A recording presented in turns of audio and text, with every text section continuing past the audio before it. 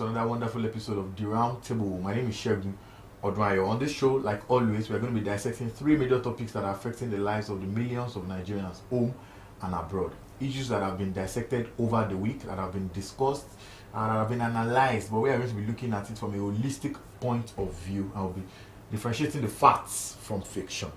Like I said earlier, I have two amazing guests in the house, two regulars to my left and to my right. I think I'll be starting from my right. Mr. Dikli Aliu is here. Thank you very much. Is also present as well. It's a pleasure to be here. Thank you, viewers. It's a pleasure. It's a pleasure. To my left, I have Daniel Ayotoye, the man of the masses, on most times, but sometimes, you know, the masses ignore him, or should I say they abandon him.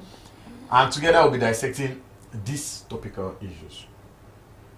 Yesterday, Wednesday, the 9th day of October, beg your pardon, 2024, Wednesday, many Nigerians were once again shocked that the NNPC had increased PMS prices once again. Now, this time around, they increased it by well over 17%, totaling the percentage in increase from the time this regime began to over 400% since May 29, 2023. A little over a year after this regime came on board, when they took over power, many Nigerians were hoping for renewed hope, as it was the toga of the new president.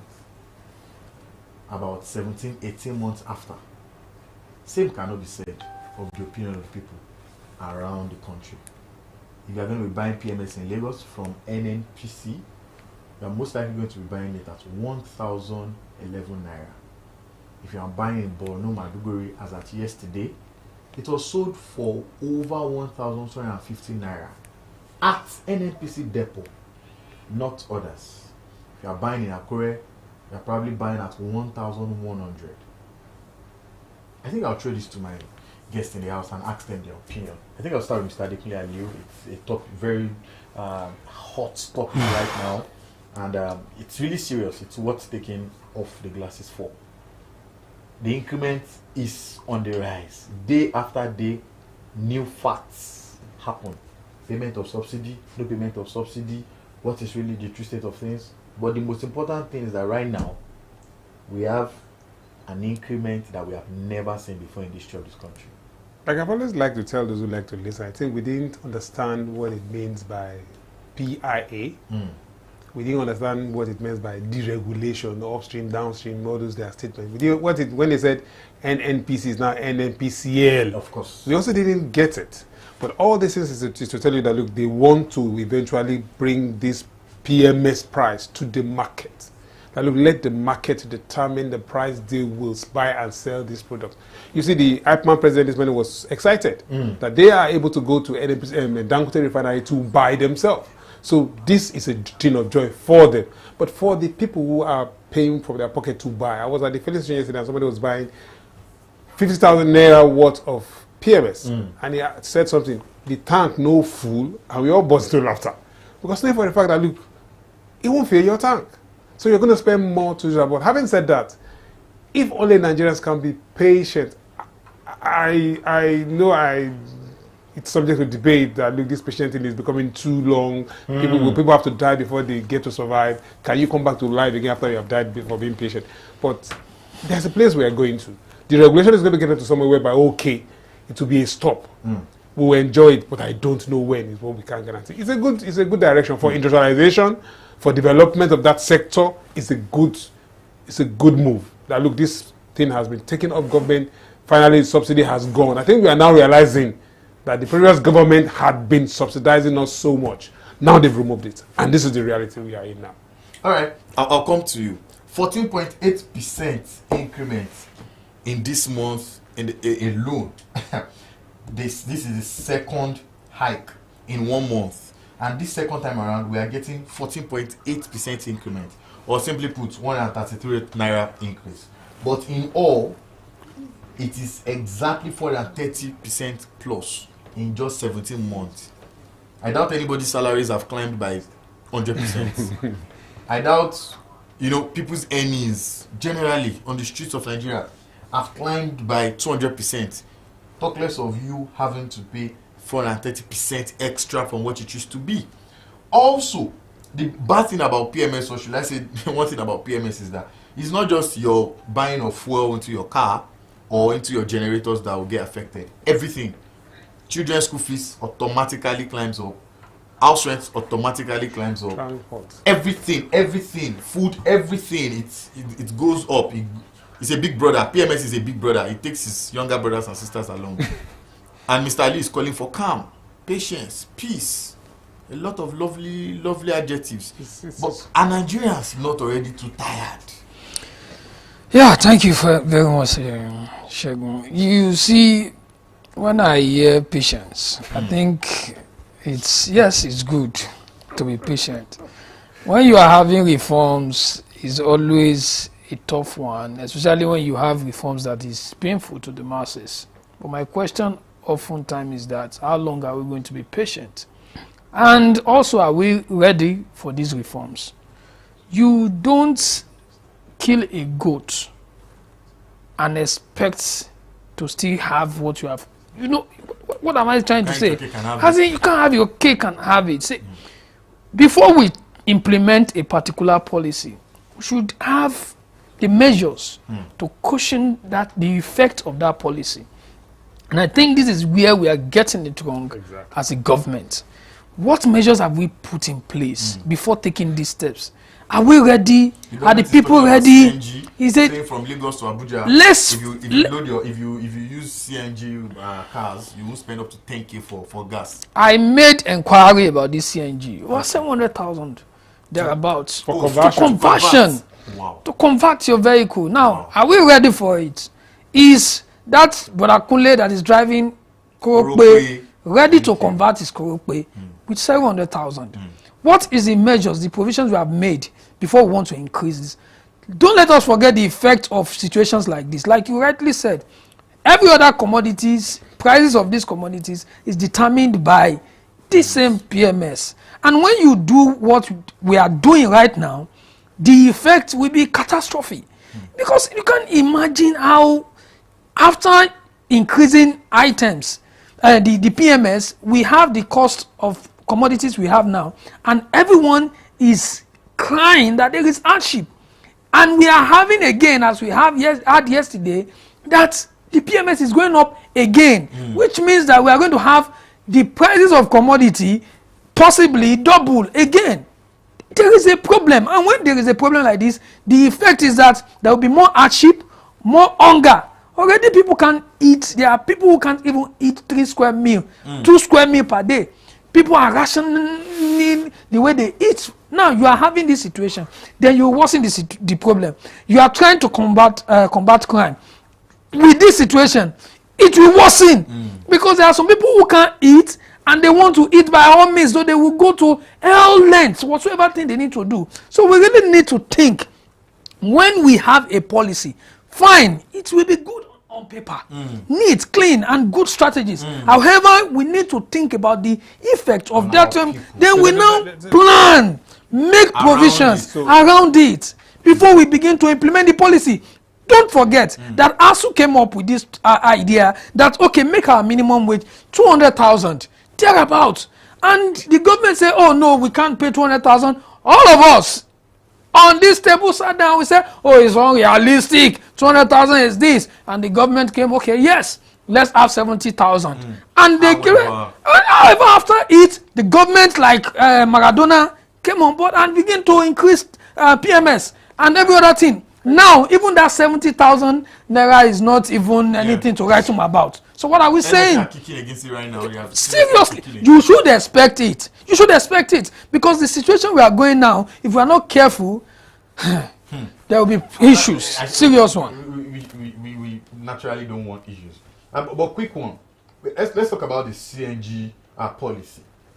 Every time Nigerians cry on social media, you see people in government, especially people in the presidency, scream and tell you CNG, CNG, CNG, CNG, CNG. And then we don't even have up to 3,000 CNG spots in Nigeria right now. In Ogun State, I doubt we have 2 or 3. in fact, like he has given us now, you need 700,000 naira to change. And there are still the danger. Some people still don't know. Some people are still, Nigerians are naturally very skeptical people. Just skeptical of what may come out of the It's not as if they don't want to convert their petrol to CNG. They really love to. But unfortunately, the cost is beyond most of them. So this is where I also have issues with government. I look, the implementation of this, federal government is sending 10 CNG buses to Kogi State to reduce transport by 40%. Will that 10 buses I don't think it will do anything? By 5%. So I think we need to understand everything. This thing is supposed to be in phases, in time. Okay, we want to remove this thing though. In the next 10 years, you're going to take this thing off. So you begin to plan. You begin to put this in place gradually. So that when you eventually remove that finally, the switch will be so easy for everybody and convenient. I think that is where government had problems. So is this policy a failed one? To say it's going to fail. Can we say it's a failing policy, even if it's not failed? Because it's a failing policy. Because the CNG thing, it's not introduced by this government itself. It has been there since. So, but it's the process. This one now say okay. It's being stamped now. This new government saying we must do CNG. It's not only CNG. We are supposed to be doing electric cars. EVs. So the president is trying to give away. Let's use that word.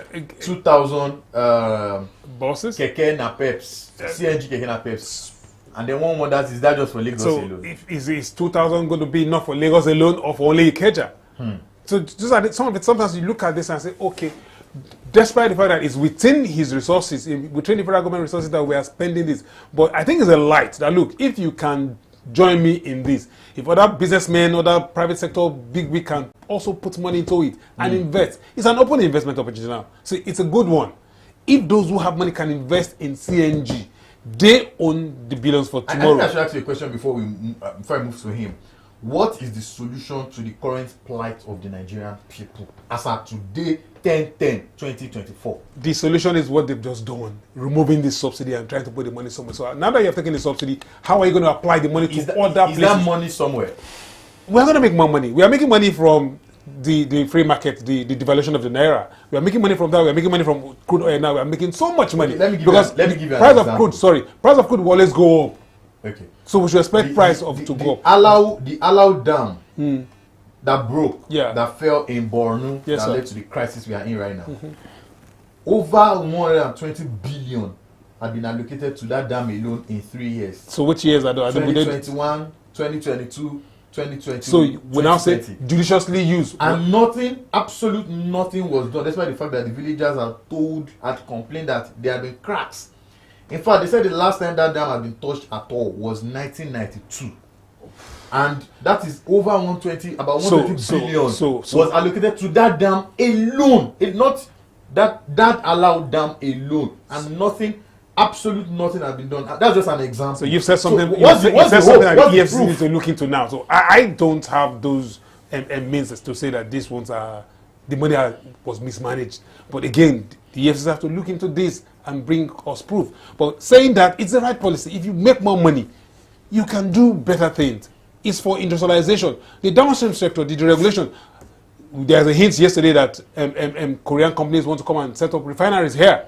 So that's the liberation. That's the setting free of that side of the economy. But these are plans, everything, CNG, Korean companies. So if we go this way, if we go this way, and we're able to sustain it, and we're able to bring the kind of investment that this kind of policy is supposed to bring, if it comes in right and there's no sabotage, then there's a difference to plan well and there's a difference for sabotage. If there's no sabotage, we are going to be the one that is enjoying. But what becomes of Nigerians in Katina Alu, in Kafanshan? What becomes of Nigerians in my mother's village, for example? Now, what this is telling us, we need to be innovative as a people.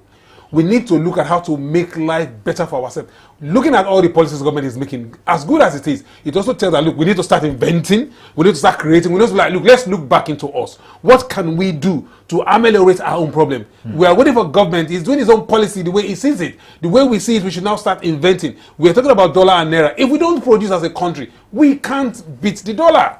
If we don't export, we can't beat the dollar. If we keep importing, we make ourselves an importation nation, we are going to kill our currency. And that's where we are, because we import too much. The currency is dying. Hence, the government is looking for how to do better things to save the currency. And this is one of it. If you can begin to say, okay, I don't buy fuel again, I do everything at home, okay, maybe it will help the dollar and naira fight. I think but if we don't move by ourselves to become an inventor and start to create things, and that's where we are. We are always important. Our education is important. We go outside with most of our graduates, go outside to spend money on foreign education. Whereas we can spend the money here at home. We too as a people, we are not building the Kekena Pep is going to bring and the conversion of CNG. Most of those things are going to be done outside the country, not inside the country. Hence, we are going to be crying. But if we can build these things by ourselves, I think we are better for it. But these are still long term. We need to start. Where are our lecturers? Where are our scientists? Where are the scientists? Where are the lecturers that are having Nigerians in? And they know that, look, this is an investment opportunity. See, it's an investment opportunity. If I have money, I'll do a CNG. If I have money, I'll start building again NAPEP. But again, where are we? Where are you going to make that money from? I think I should come to you very quickly. I think these are long-term projects. What becomes of the man if the people in the city, Lagos, Abuja, Port Harcourt, and so on, are crying and screaming? How much more the people in the villages? How much more, people in these parts where they don't even understand, they don't even get the gimmicks of CNG, blah, blah, blah. Their only this government is paying, is causing them pain. I believe your concern is as good as mine. You see, the reality remains that, what we are doing right now is not, we say yes, it's good, a nice policy and all that, but at the same time, we are forgetting things. Well, it's not about just producing. Yes, fine, we need to produce, but what is where is the enabling environment? It is the responsibility of every government at every level to provide the enabling environment. So if we are going to enabling environment, is this the enabling environment for us to be suffering? Those companies that will come and invest here in this country is enabling environment. It's regulatory they will do. Before they will invest, will they invest? The man that is going to get the job that they are going to invest, if he has died of hunger, he's not going to die of hunger. We will be able to work. There's a way to go about it. We can't see. We have so many issues. We've left farming. We've where is the security for the farming? So who are those suffering? We must who is killing who? See, Nigerians killing Nigerians. Nigerians not letting Nigerians go too far. Who is Nigerians? You go to the north and see what is happening. It's not only Nigerians. You have foreigners entering the border. Who is supposed to? The border is porous. They're coming. It's not the foreigner that will guide the border for you. So if Nigerians are not at the border to mount the border appropriately, foreigners will come in. So it's Nigerians to take hold of Nigerians. If Nigerians don't want to hold Nigerians, they should sell Nigerians. No. Nigerians to survive. See, I believe strongly the reason you have a head is for the head to make critical decisions and control. The head has made a good decision now. But we refuse to listen. We refuse to follow. We have to move on to the next. Sadly, we have to move on. And I love this heated environment, to be very honest, because I think this is what you get out there on the streets right now amongst Nigerians. Go to the newspaper stands. You have people, diverse opinions, and we feel the pulse of the people, probably more than even our leaders, because journalists are right there with the people. You are chasing the story. You are chasing another story. So you are with the people. The other day we were in one village somewhere in Kwara State that they are close to Adam and Eve kind of living. They don't even understand. And we see these people. Even here in Lagos, you see people that are tying up, suit and tie, and you ask how these people are managing their lives, and you just hear a lot of stories. Even on social media, where people like to act like, now social media consistency, and people act like they are all, take one sweet picture and post, and then that you are managing from one. Anyway, we can't but just continue to call on the government to do something about it. The Nigerian people gave this government their mandate. Over 8 million Nigerians voted for this government, and the Independent National Electoral Commission said this current president declared him winner. And the Nigerians, even those that did not vote for him and those that voted for him, everyone is expecting something great to come out of it. Right now, it doesn't look like this hope is being renewed. Very quickly move on to the next topic now. And it's a topic that we've talked about in the last 2 or 3 weeks. But I think in the last couple of days, it got to the zenith, it got to the optimum. The problem got to the peak. The problem got to the crescendo of it. And a life was confirmed lost. there was chaos, catastrophe, and problems in that state. You know the state already, and if you do not know, it's Rivers State. And the chaos that have been going on in that state for a couple of months right now. You all know the gladiators, the political gladiators, the governor, Sim Fubara, and the minister for the FCT, Mr. Nyesom Wike. But it all came to his head when the local government elections held last weekend, the 5th of October 2024. And after that, the chaos indeed began. Three local governments were burnt, they were touched, they were razed. Heleme local government was razed, and another local government was equally razed. Ikwere and the LMA local government were razed. But the videos of the Obiakpo local government chairman went viral on Monday and Tuesday, where he was saying that, you know, more like you bring fire, you receive fire, and he was even warning the police to stay away. You know, Rivers 2024 is really something that, you know, you may not really hope and expect to see. But it is what it is. Somebody has been confirmed dead. The brother of the current chief of staff to the present governor has been confirmed dead. He is the father of one of the councillors. Confirmed dead. Probably many other persons have been confirmed dead that the media don't even have too much information about. Probably in some of these rural areas in Rivers State, more chaos and catastrophe had gone on that had escaped the cameras or the lenses of the photojournalists or of even the pens of our writers. Who knows? But one thing is certain, we have a name already, and we can confirm that one person has been killed, and the chaos and catastrophe that followed the election is already out there. The APP, an unknown party, said to be SPV, a special purpose vehicle of the current governor and the PDP in Rivers State for his men, because like he confirmed on the news recently, he said his party was too hot for him to put his men, the guys he wanted in power there, and he had to, you know, go through the APP.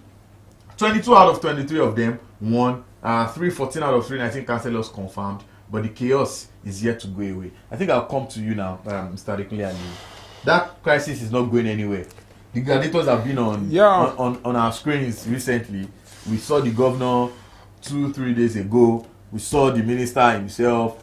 Everybody's trying to be book smart, but lives of innocent Nigerians are being wasted. I put the blame on the governor because he made some mistake.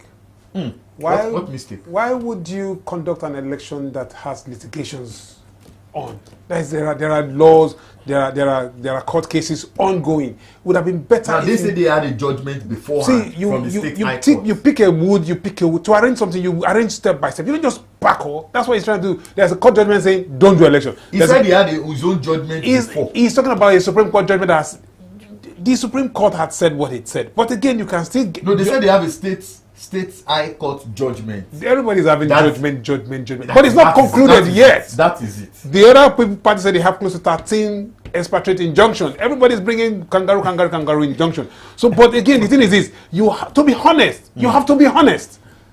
I don't know if you get what I'm saying. So everything from if you want us to believe you, put the card on the table, approach in a way that will see you clean. With the president, and October was the deadline for them to collect funds. And the president told them, the president, you see, he's just making excuses to do his own politicking. How can you say the police, you can do election without the police? How can you see when the policemen, when they move the police from the local government, what happened to the local government? They set them on fire. Sponsored. Come on, man. It's a governor. I keep saying, as a governor, you do the right thing. You follow the course of the law. You can leave this. You can still get injunction and say, Supreme Court to, please, FECO, please pay us our local government due because we are still in court. The government knows that cases in court, you wait, you get injunction from the court to determine the next rule. But he wants to conduct the election because he has a multi-purpose vehicle to use to do his politicking. And this is what I'm saying. It is wrong. Let us follow the constitution. If there's a case in court, trash it out outrightly and make yourself clean. But you see, because of their style, because of the way they operate, they know how to cut themselves, get expatriate order, get that order, and tout judgment. It's wrong. It should be patient. So are we not supposed to be saying the judiciary is not up and doing? Because if you have become a vehicle in the hands of politicians, in the hands of the executive, is that not a bad name for you as the judiciary already? You read my mind. It's the reality. The reality that the political system of this country the way we carry out different activities, the way we operate as a nation. What has happened in Rivers State has already proven that it is totally wrong. Well, how can a governor be sitting? Which state have we had that they want to conduct a local government election? Then judiciary come up and say no. When the federal government said each state should conduct election. Hello. The Supreme Court. I'm coming. Litigations are because of the local government autonomy that was granted. Agreed. And they said each state should conduct an election. Litigation has out. The only time I hear about litigations like this is after election. No, I'm coming. The same thing happened in Kwara State. Yes. We had situations. Of course, even in Oyo State, there are different issues. Now, this is it. The election was to be held. And the statement by the governor is that, listen, I will hold election. The man is the chief security officer of the state.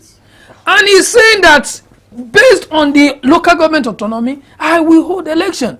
But there was a case in court, a federal high court now had said no to elections. Why? And then they are saying, talking about they now, the governor and his people were saying that they already had a judgment. Don't let us fold our minds off. Just forget the fact that we understand the politics that is playing up in Rivers State. What's the politics? Let's unravel. The politics is that the what is it called? The federal high court and the minister and whatever thing that is being played within them. I am not the one that is going to say yes, this is the situation. But the reality remains that we know that there's politics playing there. But one thing I would say is that between Wike and Fubara, my advice or my call to them is that, see, listen, guys, let us know the secrets that is between you, two of you. What is it? Because it has gone beyond how many months now? 17 months. We should let us know what is the problem. If you don't, they are putting that state in jeopardy, even economy-wise. The governor has said that he has no issues with his boss, his oga. The boss have issues with him. And that, he has. Did you watch his interview on Unrest? He has issues with him, and it's clear. And these issues is the reason why we're having all these courts. And I'm so sorry for. Why would judiciary even allow himself to be used? Yeah. Why is the judiciary being an arm? Okay, in this crisis? I think the judiciary should have just said there shouldn't be election across the 36 states. No. See, because why would judiciary say okay? When you have a grievance, you take your grievance to court. So the court will decide what he wants to decide. Yeah. Now it is left. It is left for both parties to follow or not, and you cannot do but follow whatever court judgment comes. You only go to another court, get appropriate thing that will make things in line, put things in line. Can the High Court rule against the Supreme Court? What did the Supreme Court say? The Supreme Court is saying, look, all local government should do this. All local government. Now, don't do it wrongly. Yes. You have to do that thing. Must be done right. What makes us know that what they want to do is wrongly? No. Why do we have? Because if two parties pull out of that election, it means there is something wrong. No, we have had situations. We have had situations where some political parties will willingly say they are not participating in election. Why did we have? But in Oyo State, for instance, why did we have about? In fact, there's no number right now. Numerous judgments. Normally, the state high court their judgment cannot supersede. So when the Supreme Court, that of the FHC, federal high court. Oh. Of course, neither ever can they supersede the Supreme Court. Okay. But why do we have a flurry of judgments? It's because of the politicians you're playing with. These politicians have a way of playing politics. All this, like you said, is political. To achieve judgments are so fast. To achieve their own political goal. Now, that's what I'm saying. If you want to be honest, you have to be honest. If you want us to see you as clean, you have to be clean. So what does the Constitution say? The court says, don't do this. Why not just try and trash every grey areas and come out clean and say, okay, we finish these grey areas, we are going for election. Okay. So all the grey areas, you don't want to move. You just want to go into the election with the mud and the debt. So you come out debt too. We saw a show of force. Wike's men, or should we say Wike's boys? Placards, you know, moving in their hundreds. It was all over social media. We know Wike, no reverse. And all of that. Strong supporters. And then there were people that said the Fubara people that let him allow him govern. He did his 8 years. He's blessed. He has, you know. And then right now, of course, you saw the video. The Obiakpo local government chairman said he was going to remove the name of Nyesom Wike Ezomo Chief Ezomo Nyesom Wike, the name that was the name of the secretariat there, and change it to something else because they should go and warn the man and all that. Now findings show that same guy, that same local government chairman that was speaking, was raised or was groomed by the minister himself. So you know this is just like a family affair. So why don't you just settle these issues? Every person will always have a reason to support a party in one situation or the other. I believed that he may have had one reason or the other why he decided to change his, and we know this politics. I decided to change his position that, okay, this is where I am, this is where I am. Some people will not even come out to say, this is my position. So the reality remains that for River State's citizens or indigenes to live in peace and harmony so that we don't have ethnic crisis. We need River State because the state needs to, the people in the state need to stand up and say, yes, this is what this is, and this is why we now have a problem. Why would we have a section that will be saying this? See, listen, the truth is, we have a governor in the state. I don't know whatsoever agreement they both may have had, but no agreement should supersede the interests of the masses in the state. No matter the agreement, just supersede the welfare of the citizen in that state. Because right now, many will be living in fear. We know river states, they are always responsive when it comes to issues like this. They will always, one part will be, before you know it, from one small shop, maybe restaurant, two people will just be arguing about this. And the next thing is another fight. So we need to, I think the president needs to weigh in strongly on this. Very strongly on this. Very important. Come on, this man is your minister. I don't know. He's your minister. You should be able to call him to order. Come, Oga, don't turn this country into another thing. This is the situation. What is your agreement? If this is the agreement and this man said he doesn't want, allow him. Let him wait. Is not the problem. Let him wait until the next election. I know the reason why they don't want this election, the local government election, to be successful in the state is so that they don't have the second term for the governor. Oh, okay. Yes, so that the governor does not have the second term, and that's just the reason. And that's why the reason is the governor too is also that is why it's to hold election by fire, so that he can find his machinery for second term. That's it. But it's politicking. It's politic. You cannot go in a dirty mode. You will come out with debt too. He's going to come out dirty. What if he doesn't care about coming out there? He has to care because he's the chief security officer of the state. Then if we recognize that, we should allow him. My brother, he has to care. We have to move on. Interesting topics here, but we have to move on to the very next topic. On the 1st of October 2024, the day we gained independence, celebration of our independence, 64 years after. Ooh, Nigeria is getting old. Usually, as it's the custom, the president comes out to speak. And the president didn't tell us nothing new, except on one major topic that was considering a youth confab. Of course, those that were not too young in 2014 remember the fact that Jonathan government equally had same. But this time around, it was not a youth confab, but a confab for the entire nation. This time around, 10 years after, the current president, President Bola Ahmed Tinubu, said he's considering a youth confab. Many youth groups have come out to speak in public. Different persons have different opinions. Some are said to have even started lobbying some stakeholders for inclusion. Some persons said it. The letters have been sent to youth commissioners across the federation. I was speaking with a particular SA who said that yes, he can confirm to me that his own state had gotten their own letter from the federal government, and that he is not too sure if it's 10 per senatorial district or 10 per state, but that he saw 10 or he had 10 from his own youth commissioner. So lobbying have started, obviously. Many persons want to be part of the 10.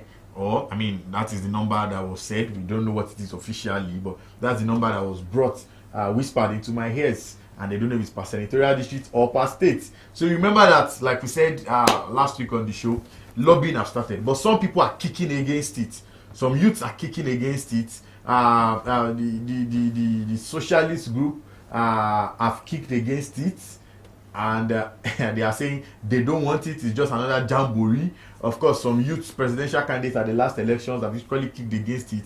The Nigerian National Association of Nigerian Students, NANS, have said it's a welcome idea, and the NANS president, Lucky, has come out to say, of course, if it's going to bring everybody together, it's going to bring them to one table to have their own opinion about governance. Why not? I think I should start with you now. Another topic, another problem, another headache. Everybody is running up and down. Some are kicking, some are already lobbying.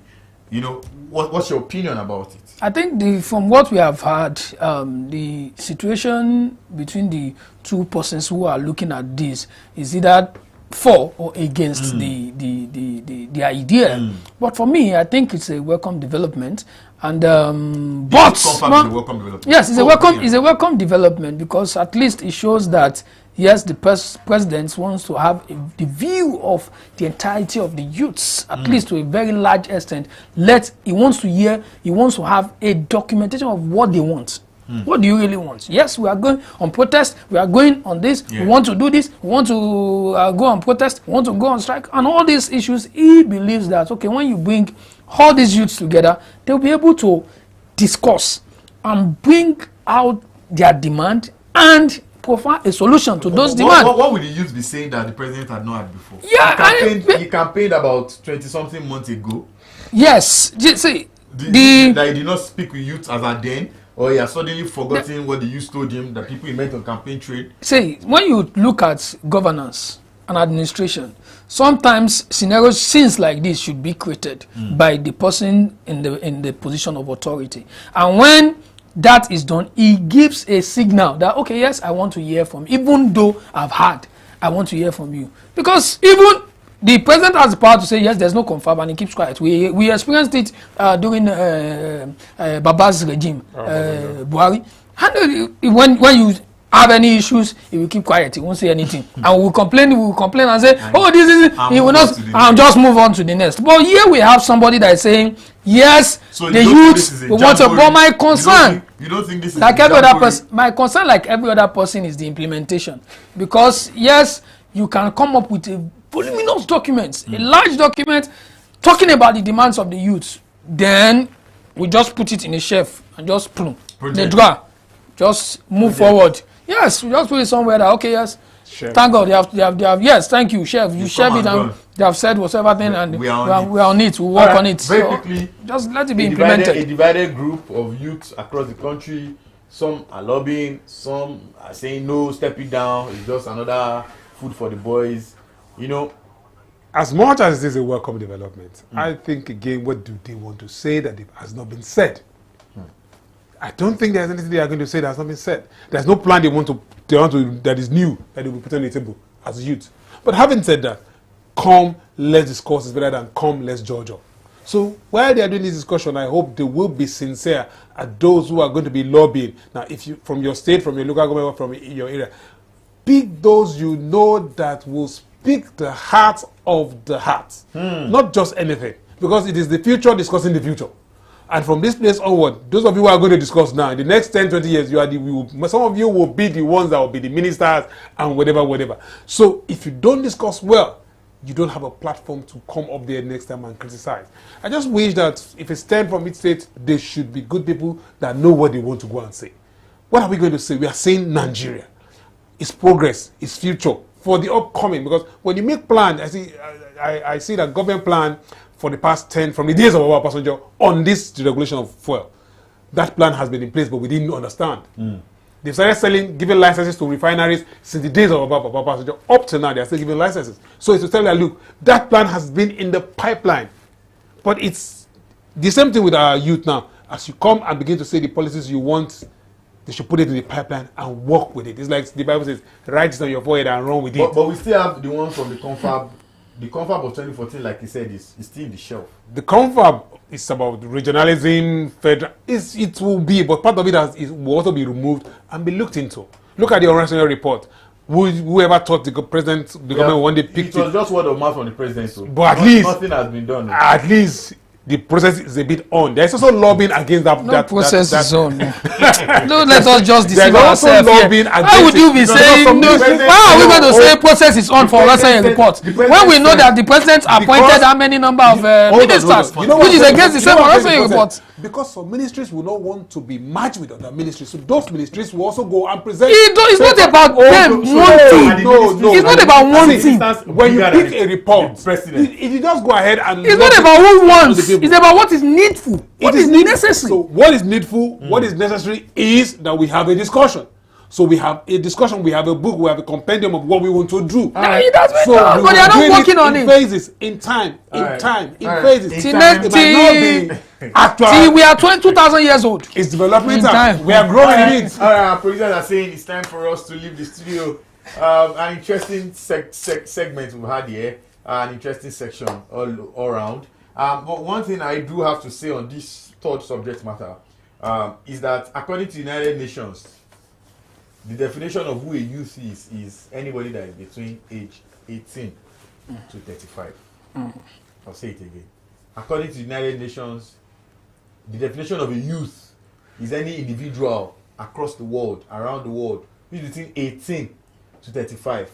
If this youth confab thing is still going to go on, we don't want to see men, especially NANS. You know, if you understand Nigerian Association of Nigerian Students election thingy very well, you know what happens there. We don't want to see somebody who is above the UN's definition of youth at a youth confab. I hope the president and his persons and his people, his personnel, his persons are taking notes, and we don't just wake up one day and see a name or an individual on our television or wherever, and we are seeing pictures of a man who is 52 shouting on the Nigerian youth. Please, it's a youth. Please, that's very sacrosanct. If a youth at heart, they are going to go on with that particular point. All right, thank you very much for being a part of this. Thank you very much to Mr. Daniel and Mr. Adekunle Aliu for ensuring this bumper package comes to your viewing.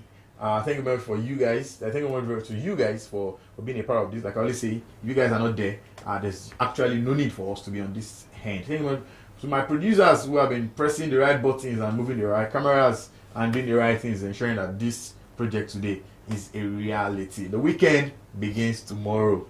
Don't be wicked by the weekend. Stay out of trouble. God bless you. Bye.